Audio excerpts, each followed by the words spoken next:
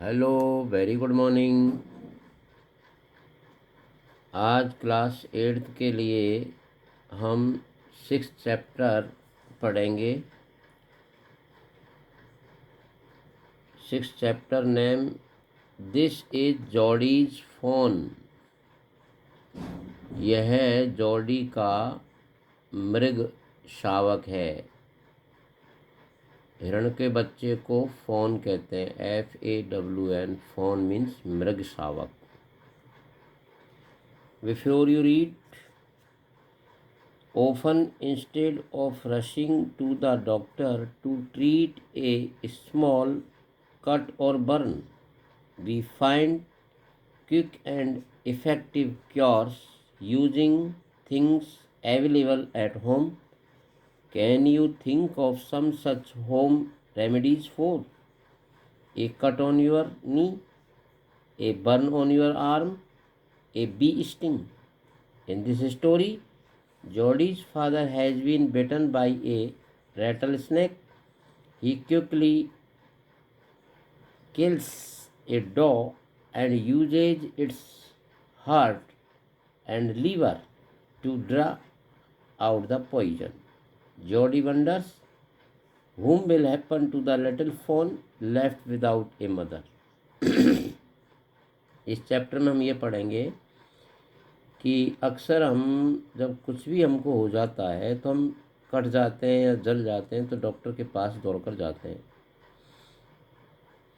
लेकिन क्या आपने कभी ये सोचा है कि यदि आपका घुटना में कहीं चोट लग गई हो, कट गया हो, या आपकी भुजा जल गई हो, या मधुमक्खी ने डंक मार दिया हो, तो आप घर पर ही इसका उपचार करते हैं।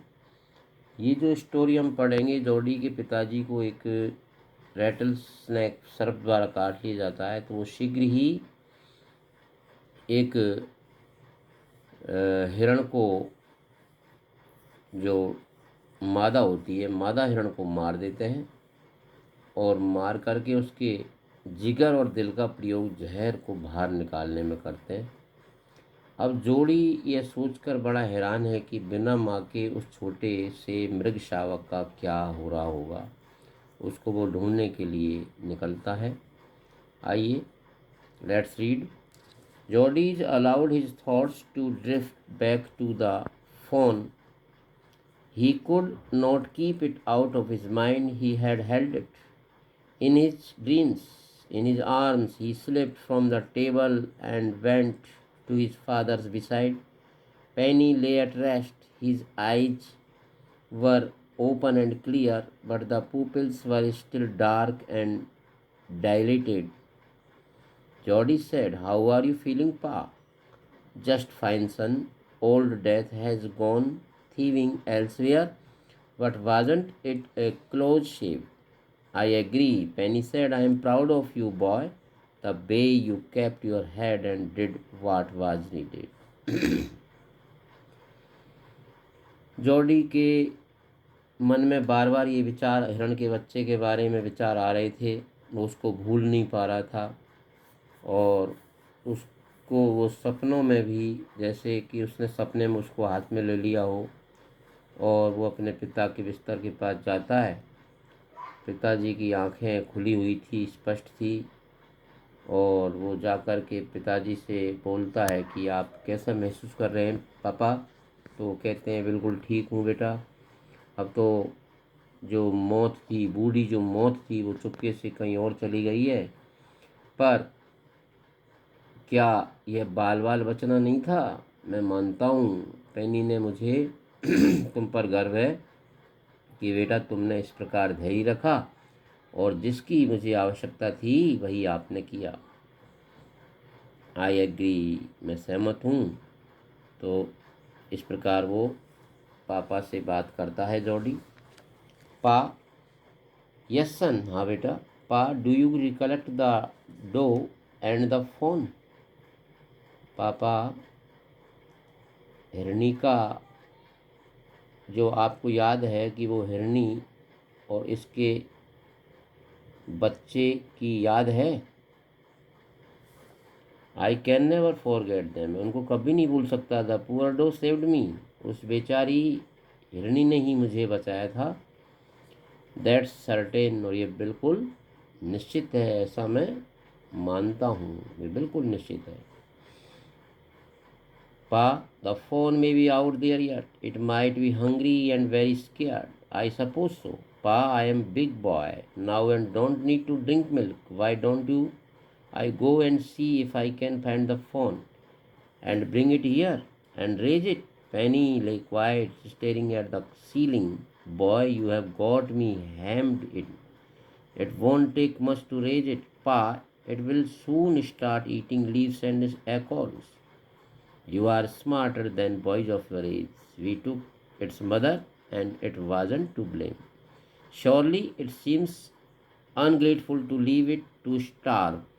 Son, I can't say no to you. I never thought I would live to see another day. तो जैसे ही वो अपने पापा से कहता है कि मैं उस बच्चे को यहाँ ले आता हूँ, तो उसके पापा से वो कहता है हिरणी का बच्चा भी वहीं होगा, वो भूखा भी होगा, भयभीत भी होगा। पापा, मैं एक बड़ा लड़का हो गया हूँ, अब मैं कोई दूध पीता बच्चा नहीं हूँ। मैं जाऊँ और उसको यहाँ ले आऊँ और उसको यहीं मैं पालूँ। पैनी छत की तरफ देखते शांत लेटा रहा। बच्चे, तुमने मुझे बड़े सस्पेंस में डाल दिया है। उसे पालने में ज़्यादा कुछ नहीं लगेगा पापा, वो जल्दी क्या पत्तियाँ और दाना खाने लग जाएगा। इस प्रकार वो अपने पापा से कहता है। तो पापा कहते हैं तुम अपनी उम्र के जो लड़कों से ज़्यादा होशियार लगते हो, उनसे ज़्यादा ungrateful I can't you never thought I live that another day. तो वो कहता है कि ठीक है, वो उसके लिए यस कर देते हैं और कि तुम जा सकते हो।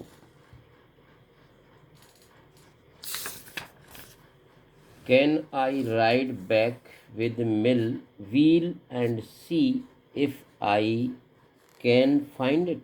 Tell your ma I said you can गो।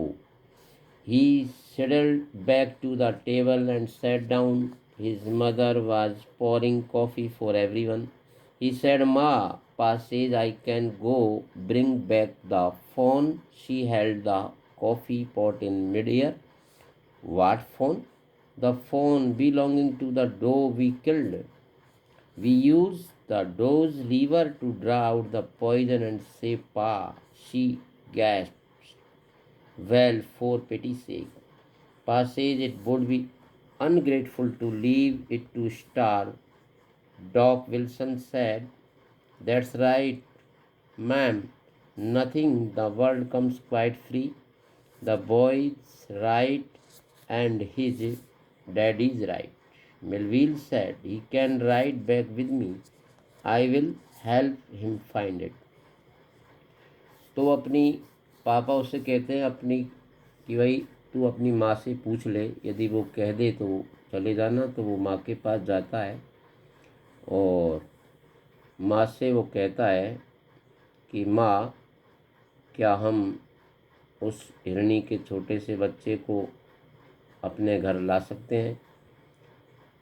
जो माँ थी वो उनके लिए, सबके लिए कॉफ़ी डाल रही थी। जैसे उसने सुना, उसके हाथ कॉफ़ी के बर्तन को थामे ही बीच ही हवा में रुक गया। वो कहती है, कौन सा बच्चा? वो बच्चा जिसकी माँ को हमने मार डाला। हमने हिरणी के जिगर का प्रयोग करके ही और पापा के जहर को बाहर खींचा और पापा को बचाया। तो वो हाँफने लगी। अच्छा, तो तुम दया के लिए ऐसा कर रहे हो? पापा कहते हैं उसने उसे भूखे मरने के लिए छोड़ना बड़ी बेईमानी होगी। डॉक्टर विल्सन ने कहा, यह सही है महोदया, दुनिया में कुछ भी बिल्कुल मुफ्त नहीं मिलता। लड़का सही कह रहा है और उसके पिताजी भी सही कह रहे हैं। तो मिलविल कहता है कि वो यदि जाएगा तो मैं भी उसकी मदद कर दूंगा और वो मेरे साथ वापस चल सकता है, मैं ढूंढने में उसकी मदद करूंगा। इस प्रकार उसने बर्तनों को नीचे रख दिया। Well if you will give milk we have got nothing else to feed it. और उसने बर्तनों को नीचे रख दिया। ठीक है, यदि तुम उसे अपना दूध भी दे दोगे तो भी हमारे पास उसे खिलाने के लिए और कुछ भी नहीं है। तो मिलविल ने कहा, come on boy we have gone to get riding. माँ Baxter asked anxiously, you will not be gone long. Jolly said, I will back before dinner for sure. Melville mounted his horse and pulled Jolly up behind him. He said to Melville, do you think the phone is still there? Will you help me find him? तो वो Millville जो कहते हैं कि ठीक है, चलो लड़के, हम सवारी के लिए जाना है। तो वो माँ जो बैक्स्टर थी वो चिंतित कहते पूछा, क्या तुम भाई ज़्यादा समय तो नहीं के लिए नहीं जा रहे हो? तो जॉडी ने कहा, नहीं नहीं, हम रात का जो भोजन है उससे पहले पहले लौट आएंगे। और मिलविल अपने घोड़े पर चढ़ गया और उसको भी अपने साथ उसके पीछे बिहाइंड हिम उसको खींच लिया, बैठा लिया। ही सेड टू मिलविल, उसने मिलविल से कहा कि भाई क्या तुम वो अभी वो फ़ोन मगशावक वहीं पर होगा क्या आप उसको ढूंढने में मेरी मदद तो करोगे ना? ऐसे वो उससे पूछता है। We will find him if he is alive, हम उसको ढूंढ लेंगे यदि वो जिंदा होगा। तो have you know it is it's a he, क्या तुम सोचते हो कि वो अभी होगा? हैं? तुम कैसे जानते हो? How you know it is a he, तुम ये कैसे जानते हो कि वो ही मीन्स नर है?